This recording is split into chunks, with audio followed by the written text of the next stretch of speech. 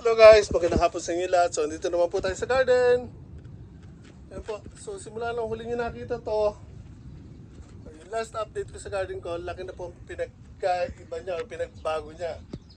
So, gubat na po ang garden ko. Again, malinis na kasi yung harvest na natin ng purple potatoes. Ayan po, wala pa rin po ako na itatanim. So, today, dapat sisilipin ko lang po yung garden ko. Kasi kauwi ko lang galing from work. Pero, yan po, ang dami ko pong nakitang pipino. So, kailangan pitasin sila or else gugulang masyado. So, pag gumulang na yan, hindi naman natin mapapakinabangan na yan. So, kaya ginawa ko ng video. Ayan, dami kong napitas na pipino. So, yung mga kamatis, yan po, naglakihan na. So, araw-araw po nakakapitas na po ako ng kamatis dito. So, kung makita nyo sa baba, halos sila na lang. May hilig na rin po dyan. Ito po, may bago. Ayan, ganda po ng kulay guys. So, I think kung nakita nyo po ito, maliliit pa. Pero, just take a look. Guys, ang lalaki na po nila. So, tulad na sinabi ko last update ko, maliliit pa yung mga yan. Pero now, ang lalaki na, and inuulit ko, araw-araw po tayo nakakapag-harvest ng kamatis. So, hindi po ito ang first time. Hindi ko lang po nagkukuha na ng video, pero ilang beses na po tayo nakapitas ng kamatis. Laki nyo. So ito po guys, may mga kamatis na may tali. Okay, so samantala ito muna ang pitasin ko. Yung mga kamatis ng Pilipinas, yan po, ang gaganda na rin. So sunod natin yung talong. Okay guys, so ipatong ko lang yung phone. Ito yung bodega ko. Ay, pag ako yung balot ko ng pipino. Sorry. Okay, so patong ko lang po yung phone ko. Again, may baga kong bodega na kung ano-ano mga laman. So, sige lang guys ha. Itas tayo ng talong.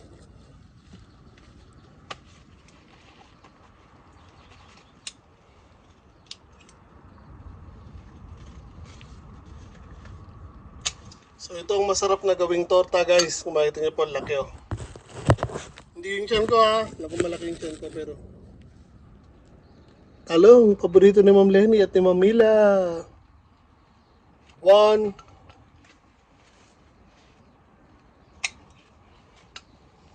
2. Ganda yan no.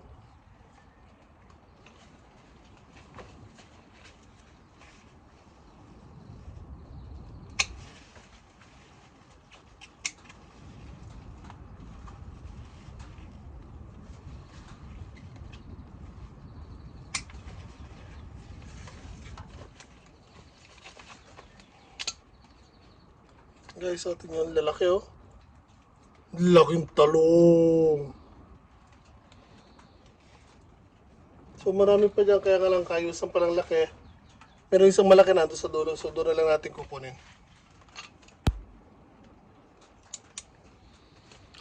Okay. So bago natin pitasin yung talong doon sa kabilang side, sarado ko muna to. Baka makalimutan ko. Babasa yung mga gamit ko na ulan. So, pakita ko sa inyo yung mais natin guys. So, ito po yung mga mais. Kung makita nyo, brown na yung buhok niya. Or nila. So, ilang araw na lang, mangingitim na po yan. At once na mag-black yung buhok nila, pwede na po natin i-harvest sa mga yan. And kung titignan nyo po, malapitan, maganda po yung bilog nila. So, hopefully, maganda ang laman yan. Again, golden sweet corn po yung mga yan guys. Sabay natin sa kabila. So tulad ng sinabi ko, mga ilang araw pa makaka-harvest na tayo ng sweet corn. So far, ito na po ang napipitas natin. Talong, pipino at isang kamatis. Yung sitaw ko guys, oh, ang Laguna, oh. Kita niyo yan? Update sa papaya ko. Natatandaan niyo po yung mga dahon niyan dati, nakakapraso lang, sa dulo lang. Yan na po siya, at yan, may mga bulaklak na po. Baka niyo guys. Okay. So, dito tayo sa golden tomato natin. Ayan po, ang daming bunga sa taas. Pero, ito po ang papakita ko sa inyo. Ayan guys. Uy, sorry. Ayan guys, oh. So, pitasin na natin yan.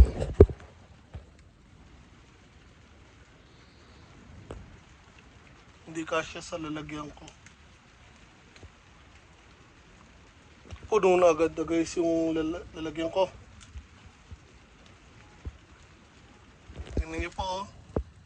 Apaw na eh. So ito, medyo naipit siya sa pagitan ng dalawang branch niya. Pitasin na rin natin.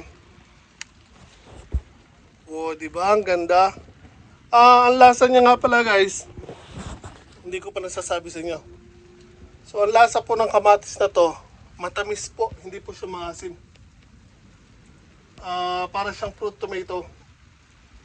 So pag kinain nyo siya, nagbubuhag agad siya sa bibig nyo. So, and matamis. Masarap, masarap. Hindi ko ma-explain ko na yung saktong lasa niya, pero again, matamis po siya. Ay guys, ito ang dami na puno na. Wait. Tabi ko lang to saglit. Uy,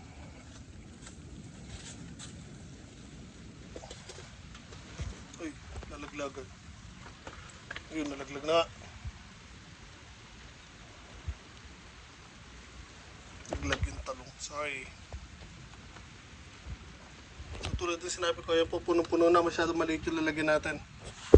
Pero meron pa rin tayong pipitasin na kamatis. So, pita natin. Yan guys, so yung mini tomato, nahinog na. Pero bago natin pitasin yan, unahin natin yung talong. Yan o. Ito rin pitasin na o. So dalawa pa lang mapipitas natin talong dito, hindi isa lang. 1, 2. So sa size niya, sakto-sakto to pang torta. So ito guys o. Lalaki po niya. Bakit ba lagi nilalapit ko sa mukha ko pag kinukumpara ko malaki? Ano sinabi ko ng malaki mukha ko, no? Oh, huwag nang maninira ha.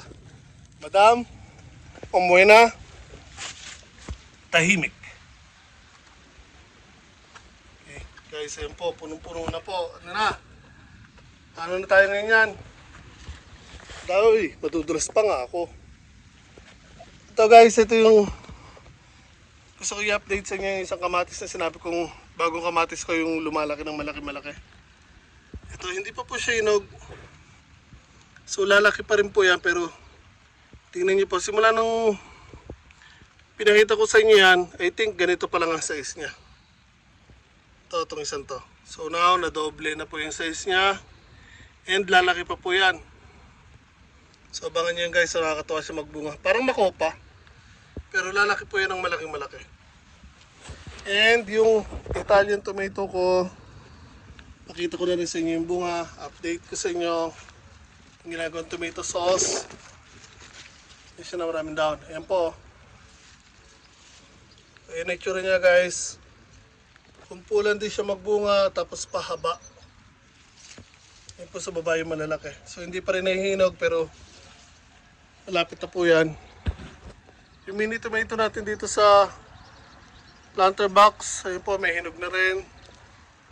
So pipitasin na rin natin yan. Yung mga beans, although dapat patapos na po sila, nagbubunga pa rin po. So ayan pa rin oh. So hindi ko siya mabunot kasi naglalabas pa rin siya ng mga bulaklak. So sayang naman, di ba? So inayaan ko na lang. Kasi patuloy pa rin siya nagbubunga. So ayan ko na lang.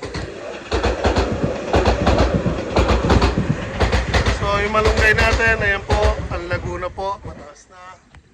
And again, may bulaklak na siya. Uy, natisod ako, sorry.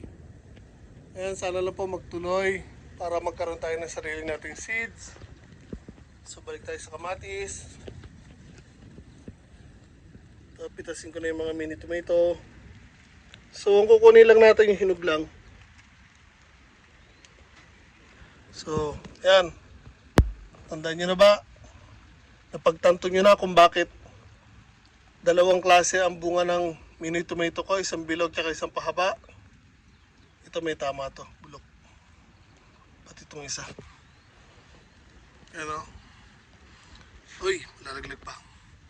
Bilog at haba. Kasi po dalawang puno.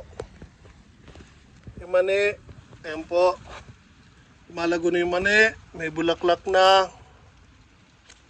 So, malapit-lapit na rin po yung mani. Ay, sorry. Pinakalimutan tayo. Ang gulo ko naman. Ang likot-likot ko. Ito po yung kamatis ng Pilipinas. Ayan, may hinog na naman. So, I think last time na pinakita ko siya, meron din ako napitas na isa. So, ngayon isa ulit. Hay! Buhay. Parang live. Yung mga carrots ko, sabi kong pangit kaya binunot ko na iba. Pero na kung iniwan na ilang piraso, yun may mga laman na. Ito niyo ba? So, ayan ko lang siya. So, ayan po yung sunflower. Ito yung sunflower ko na nagbubunga ng or nagbubulaklak ng ganyan po, dikit-dikit or kumpulan, maramihan. And yung petals siya po tumatagal. Kung nakita nyo or napanood yung past videos ko, yung may malaki akong sunflower, yun po, saglit lang po yun.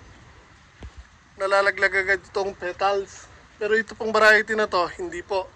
Maramihan po to, magbulaklak, ganyan. Tapos tumatagal yung petals. So, once na malaglag naman to, doon magde-develop yung seeds. Pero again, tumatagal po ito. Hindi katulad ng isang malaki lang.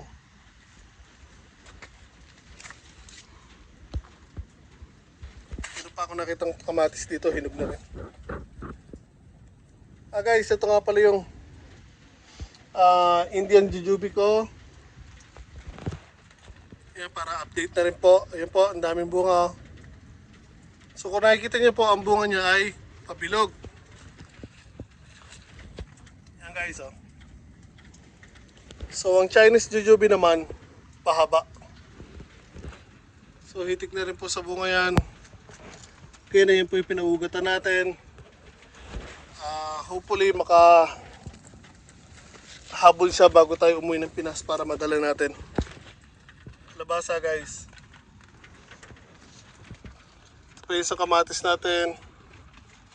Hihinog na rin. Kunin natin yung hinog.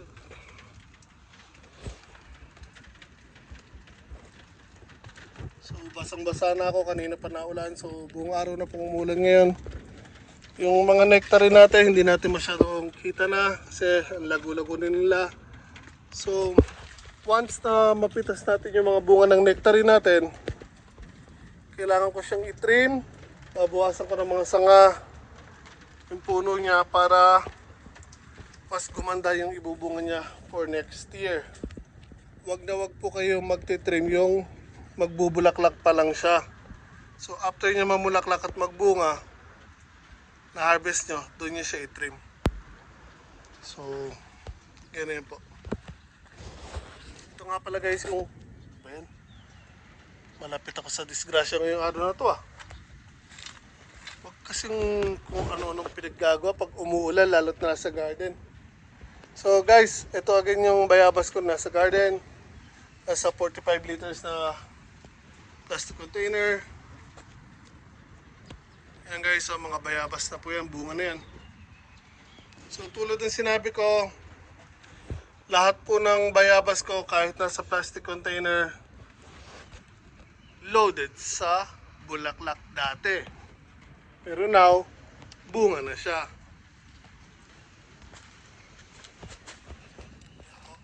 So meron din tayo pinapaugatan dyan. Again, sana makaabot yan bago tayo umuwi ng Pilipinas kasi mag-uwi tayo sa Pilipinas para doon natin paramihin.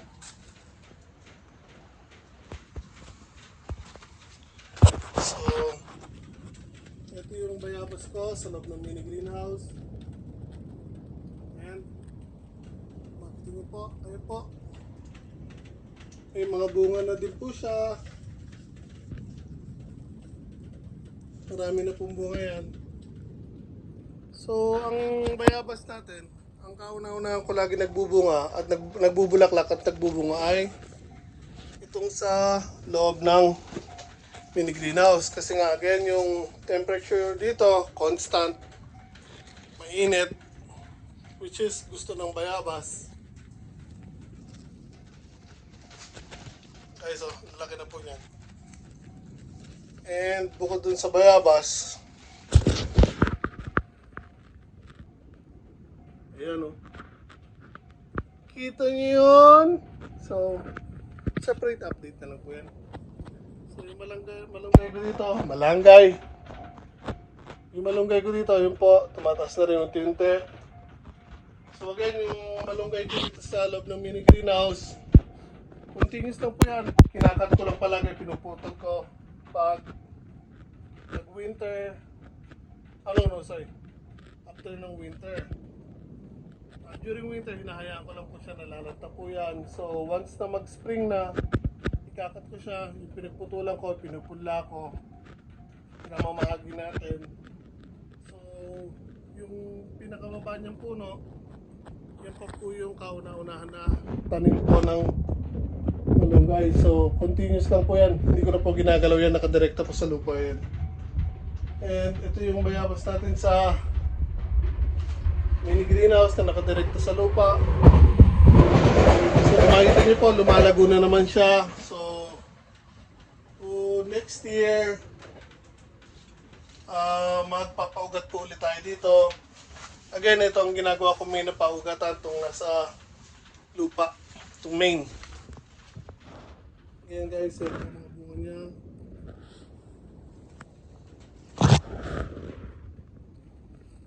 Ito ba?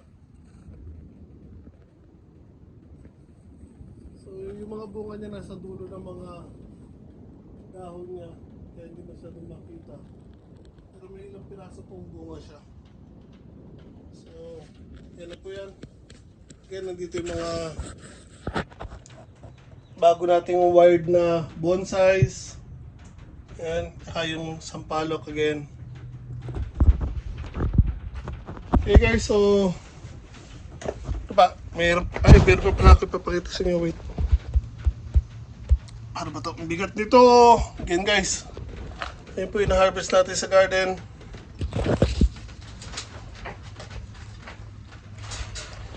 Ay, pakita ko sa inyo ito. Ayan, nalaglag na naman. Laglagan yung talong, kamatis. So, pakita ko sa inyo itong isa kong problema. Ito yung bayan, bayabas. Sa likod niya, sayote. So, bakit nandyan yung mga yan? Nasa loob ng mini greenhouse. Wala na pa akong mapwestuhan. So, yung mga halaman ko, dikit-dikit na. Yung isang bayabas ko, dinala ko pa doon sa isang kakilala ko hapon, yung kinukuhanan ko ng kahoy. Pero yung kukunin ko din ulit sa November. Once na mag-start na lumamig, babawiin ko na po yun. Ngayon ko lang sa kanila para matikman nila yung bunga ng bayabas. Kasi yung hapon mahilig sa bayabas. So again, ito, loaded din po ng bunga yan. Kahit nasa plastic container lang. Yan po guys. Pero ito, tulad na sinabi ko, isang magandang problema na maaari kayo magkaroon. Yung wala kayong mapagpwestuhan pero namumunga pa rin siya. And yung sayote ko po, ayun o, lago-lago na. Nakalagay lang po yan sa plastic na lalagyan. So, ang importante lang naman kasi dyan, pinaka-sayote niya, buo pa rin. So yun o. Kahit ang kasabay niya ay nasa balag ko na malalaki na po, ito buo pa rin yung pinaka-sayote kasi nasa plastic lang. Once na umuwi tayo at buo pa rin yan, dadalhin ko na lang sa Pinas yan, doon ko na lang itatrim. So yung patatas natin nandito pa rin sa loob ng mini greenhouse, hindi ko pa nagagamit. Yan guys oh. So tulad ng sinabi ko, pwede nyo siyang stock or store sa isang lugar na hindi masyado na iinitan at hindi masyado nababasa. So kahit maliwanag doon, ito naman part na to, yero yung bubong. So hindi po siya direct sa sunlight kaya okay lang. Tatagal po ang patatas natin dyan. So ilang taon ko na pong ginagawa yan kaya alam ko sinasabi ko. So again, balik na dito sa harapan ng bahay. Ano ba yan? Pasaway itong talong na to. Talon ng talon. Ang talong. Ma'am Lenny. Talong. Tumatalon. Yan guys. Yan po. So, dapat may lapag ko muna.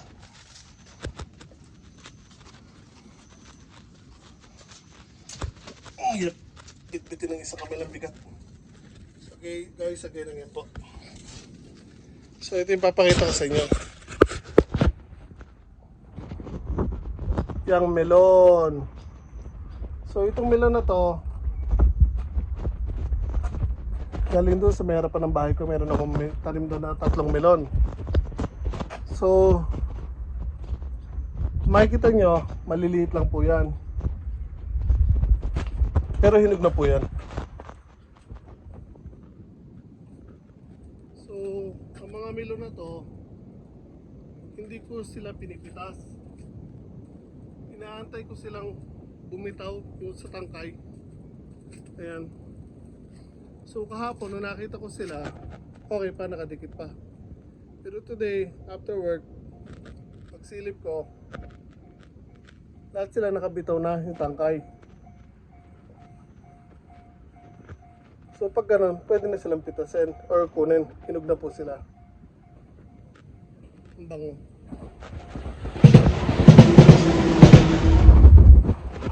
So yun laman niya, kulay orange.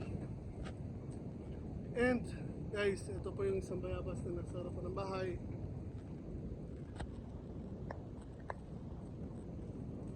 Dami na rin po buhay.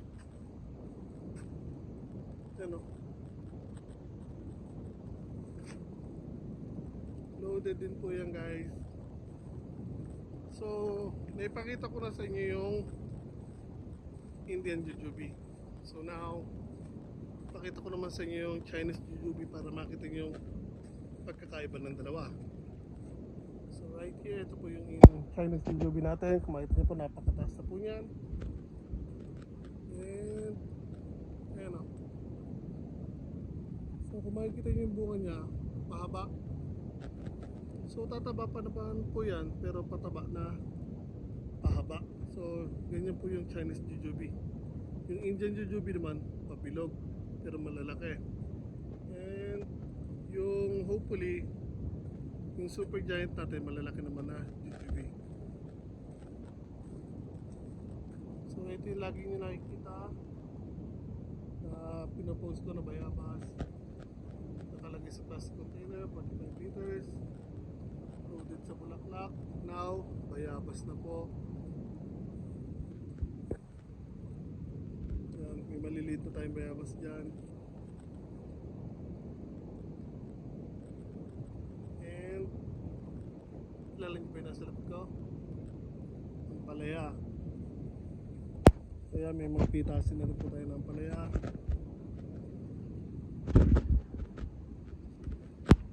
So hindi na tayo bibili. Sakto kasi, hindi ba guys, ang isang piraso ng ampalaya dito is worth 200 mahigit. Yan o. Ayun pa o. So isang piraso worth 200 mahigit guys. Just imagine. So papatak siya ng 92 pesos ang isang piraso. Convert din sa atin. now, meron ako dito ang palay na bilog na puti, bilog na green, and green na pahaba. Ito nga pala yung lemon guava natin. Isang klase ng bayabas from Mexico. Oh, napakarami na rin po ng bunga. So again, hindi po yung lalaki masyado, maliit lang din. Pero loaded po sa bunga yan palagi. Ayan o. Parang silaki lang ng Jolin. Ayan guys, nandito po yung mga melon ko. Ito, meron pa tayo nasa puno. So, once na bumitaw yan, okay na. Meron pa tayo sa malaki doon. Meron pa dyan. Marami pa po doon. Plus, meron din tayo dyang pakwan. So, doon o, may malaki na po doon. Nasa gilid yung mga pakwan natin. Yan po yung mga mais. Sunflower again. Nakakatuwa tong variety nito. Again, kumpulan siya magbulaklak. Guys, patola. Ito, kilala nyo ba yung dahon na yan? Ito po yung pinugatan ko sa plastic na baso. Yan na po siya. Pataas pa po sa akin. Excuse me. So yan po yung singgamas natin. And kung makikita nyo po, ayan o, sa pagitan ng stem niya at ng dahon, ayan, bulaklak na po yan. So bawat pagitan po ng mga baging niya at dahon, meron na pong papalabas na bulaklak. So hopefully, marami tayong mapabunga para marami tayong makuha na seeds. So next year, hopefully, hindi na tayo bibili ng singgamas, meron na tayong sariling tanim natin. So again, ito po yung mais na, ano ba yan, nalilito pa rin ako kung purple potato yan o itim na mais. Basta yung buhok niya purple, yun na yun. Yun o, pataas pa sa akin yung sunflower na yan. So again, ito naman po yung super giant natin na jujube or Taiwan jujube. And ayan po, may bulaklak na po yan. So hopefully magbulaklak or magbunga siya ng malalaki or marami. And by next year, doon natin siya idadirekta sa lupa. So once na nakadirekta sa lupa ito, doon natin siya umpisa na paramihin. So hindi ko siya papaugatan habang nasa plastic container. So antayin natin by next year.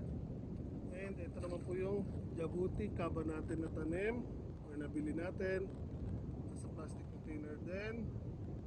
And simula nung pinakita ko siya or nung simula nung nabili ko siya, makikita niyo yung mga medyo namumula-mula na dahon. So new growth na po yan. So at least 3 inches na po yung new growth niya simula nung nakuha natin siya.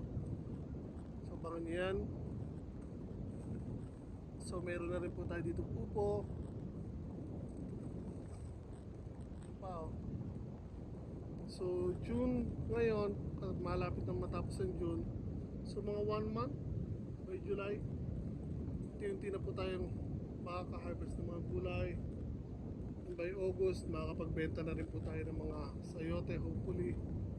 Ang kaki or persimmon ko, dami rin po bunga.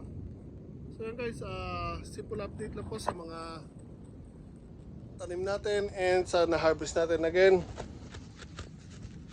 hindi ko dapat siya kukuha ng video or hindi ako magbablog ngayon. Kaya ito, isang dire-diretso lang po ito na vlog, no cut. Kasi nga again, sisilipin ko lang dapat yung mga halaman ko kasi sobrang busy. And bukas, Sabado, may trabaho pa rin. So sinilip ko lang dapat yung mga tanim natin. And again, ayan po, marami ako nakita na pwedeng i-harvest. Kaya sinama ko na kayo. So pinakita ko na sa inyo ang mga ma-harvest natin. Kaya again, ayan po, ang official first harvest na i-share ko sa inyo. Kasi usually pinapakita ko maiksian lang, yung mga short video lang. So ito po, first na harvest natin ng na-share ko sa inyo. Pero actually, araw-araw po nakakapag-harvest kami ng pipino, kamatis, beans. So again, yung beans ko dapat patapos na pero continuous pa rin po siya nabubulaklak kaya hindi ko pa siya binubunot. So, good problem to have, di ba? Again, tapos na tayo sa mga pechay, spinach, radish, horseradish. Ano pa ba? So, I think yun yung mga una kong tanim. So again, ayan po, hindi ko na po masyadong pahabain to. Sana po nagustuhan po ang simple vlogging ko sa inyo. Pagsama ko sa inyo sa pamimitas ng mga bunga ng halaman natin. So kung nagustuhan niyo po ang simple vlogging ko, paki-like naman po ang video na to. Share sa mga kaibigan niyo. Subscribe na rin po sa channel ko. Malaking tulong po yun sa akin. Ingat po tayo lahat palagi.